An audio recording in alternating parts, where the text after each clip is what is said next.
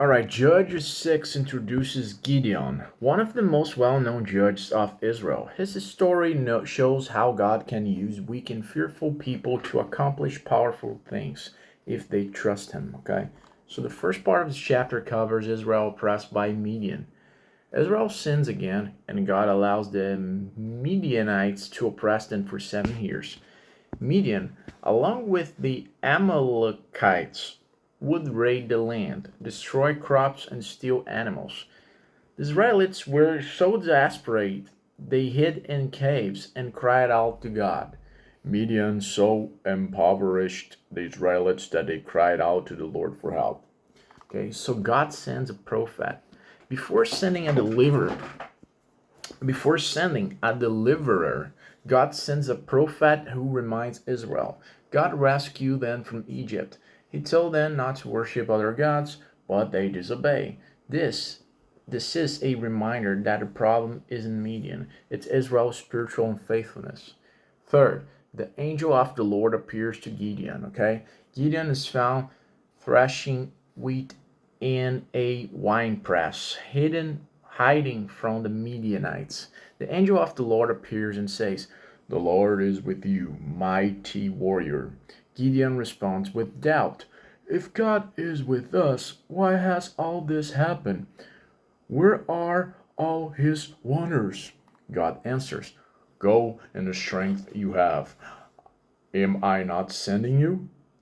I will be with you, and you will strike down all the Midianites." Though fearful and doubtful, Gideon is chosen not because of strength, but because God is within. Okay, so the fourth part of this chapter covers Gideon's offering and confirmation. Gideon asks for a sign. He prepares food and offers it to the angel. The angel touches it with his staff. Fire consumes the offering and the angel disappears. Okay? So Gideon realizes he's seen God's messenger and panics, but God says, "Peace, do not be afraid. You are not going to die."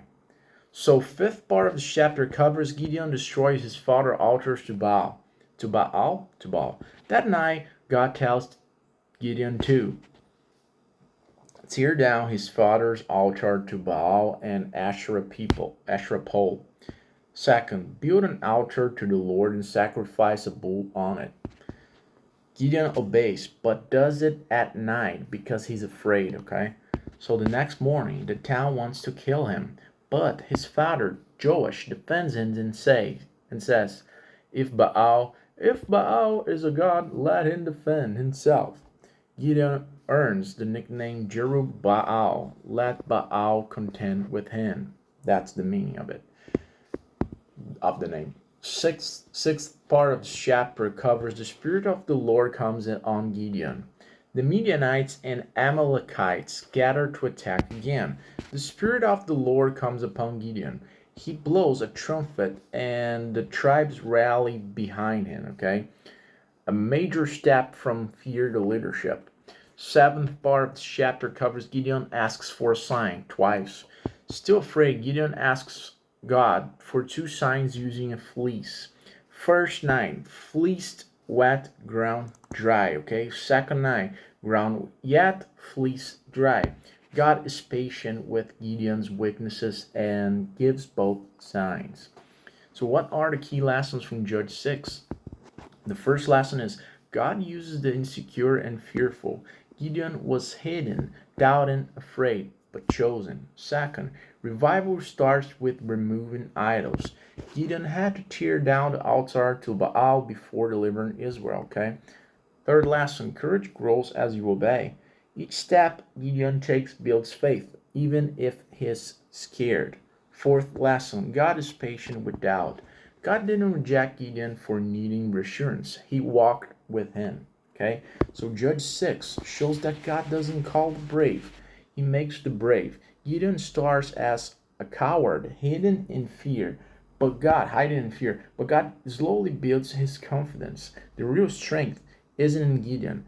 It's in the God who is within. Okay, so don't forget to hit the like button, subscribe to the channel if you enjoyed this video. If you not enjoyed this video, please comment below because Maybe it's because my oratory sound like I'm retarded. So comment below if that makes sense.